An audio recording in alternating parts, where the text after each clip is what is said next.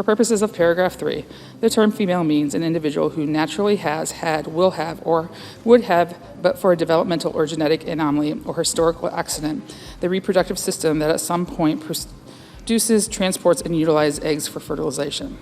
5, male. For purposes of paragraph 3, the term male means an individual who naturally has, had, will have, or would have, but for a developmental or genetic anomaly or historical accident, the reproductive system that at some point produces, transports, and utilizes sperm for fertilization.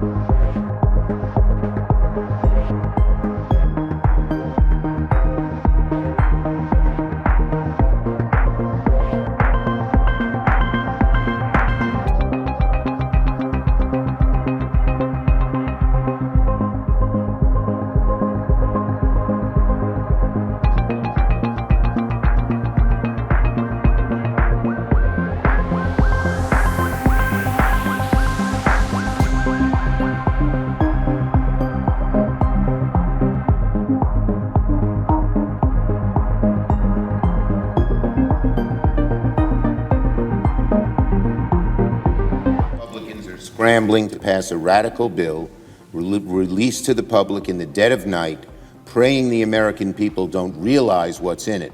If Senate Republicans won't tell the American people what's in this bill, then Democrats are going to force this chamber to read it from start to finish. I object.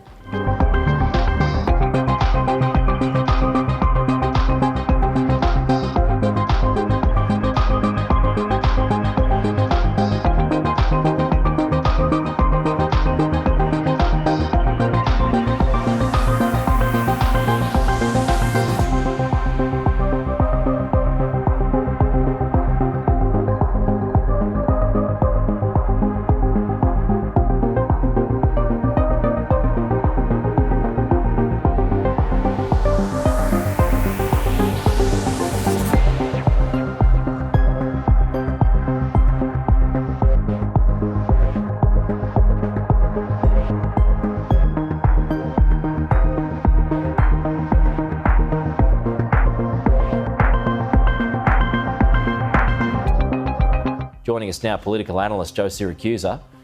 Good to see you this morning, Joe. So what are your thoughts on the big, beautiful bill? Good morning, Pete. Well, it's big and beautiful to Donald Trump and to his MAGA following. Look, the bill is all about continuing the cut in taxes. That is relief for a lot of Americans, particularly at the upper end.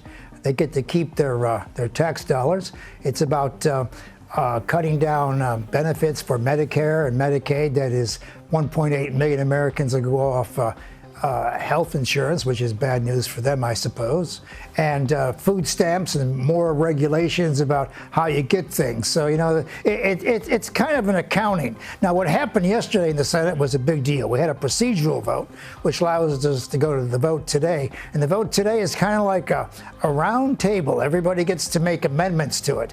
And that's what drives Elon Musk crazy, is because people are now adding hundreds of millions, billions of dollars to the tax bill, which is about $7 trillion. And so he's saying, look, this is not a good idea. And a lot of a lot of Republicans regard adding to the debt as a very serious problem. In fact, that was the basis of the revolt about 10, 15 years ago in the party. Right. So, you know, it's a very good deal for Trump, not so good for a lot of other people, but it also shows in America, same thing in Australia. If you got the numbers, you can get away with anything. Well, that's the thing, isn't it? Trump has the numbers in the Senate. Yeah, given the size of his election win, has he got a mandate to do it? Well, he's got the numbers. You know, Pete, 90 million Americans didn't vote the last time around.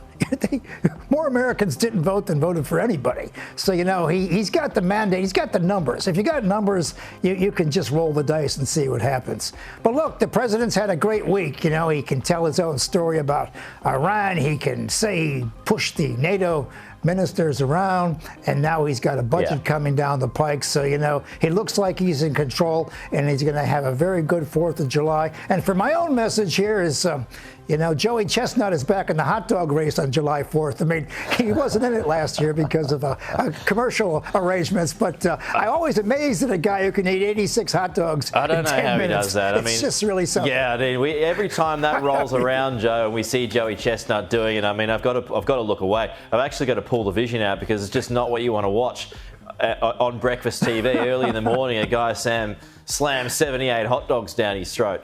But somehow he's an icon. He's a national icon.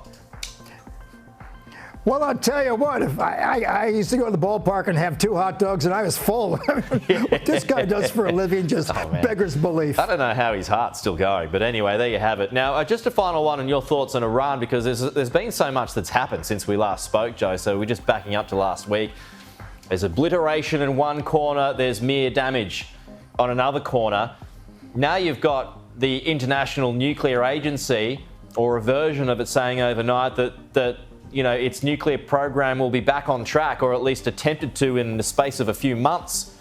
So it wasn't obliterated. I mean, no one really knows, but what are your thoughts on where this is heading? Well, Pete, I've seen a lot of bombing surveys in my lifetime. I've seen all the intelligence reports. The president is talking about an initial after-bombing assessment. The actual intelligence assessment won't come for a while because we're not really sure what the Iranian leadership wants to do. The important thing after an attack like this is who controls the narrative? I mean, who gets to tell the story?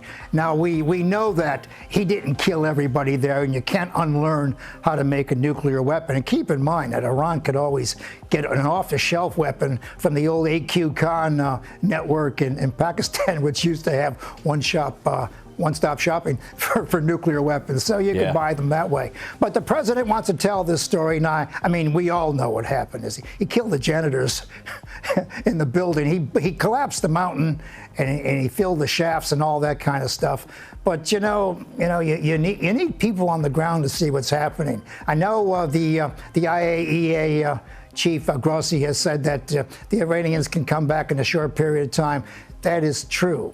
But once you start seeing B-2 bombers over your skies, you're going to think very carefully about what you do next. And if you don't, that's a good point. If you don't, the people will show you the door. Yeah, I think that's a really good point. I mean, taking out, the expertise, and then, I mean, there's clearly damage done. And if they try and get things going again, a good point. That fine aircraft will be right back